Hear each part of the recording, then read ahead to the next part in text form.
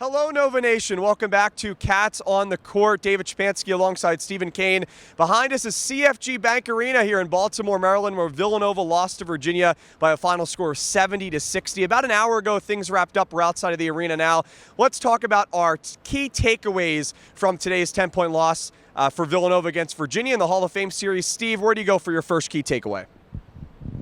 Yeah, I mean, certainly a lot went wrong for the Villanova Wildcats in this 10-point loss, but for me, it's got to be the three-point defense, right? I mean, we talked about it a lot on the actual broadcast, but Virginia shot over 50% from behind the arc. That just can't happen if you're a defense trying to help your overall team win basketball games. And in particular, I mean, Tyler Perkins really struggled. Jameer Brickus really struggled limiting the lethal sharpshooter Isaac McNeely, who, again, had 23 points for the Virginia team. So Villanova, the perimeter defense, needs to get better. They need to really get better at putting their hands up, staying with their man, just all sorts of stuff. Again, Villanova, they really need to figure things out 5 games into the season.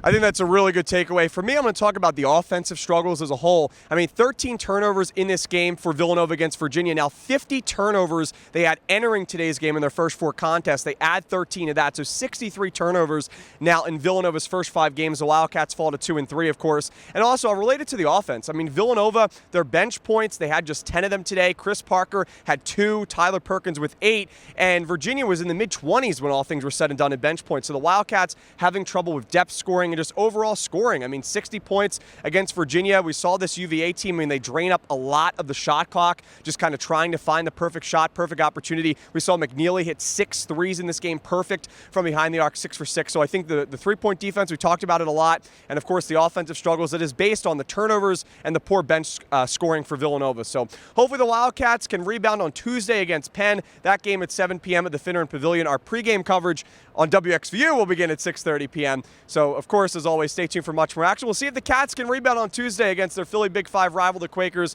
We'll see you there, everybody. Have a great night from Baltimore, Maryland, the Charm City. It's Stephen Cain, David Szczepanski. Go Cats!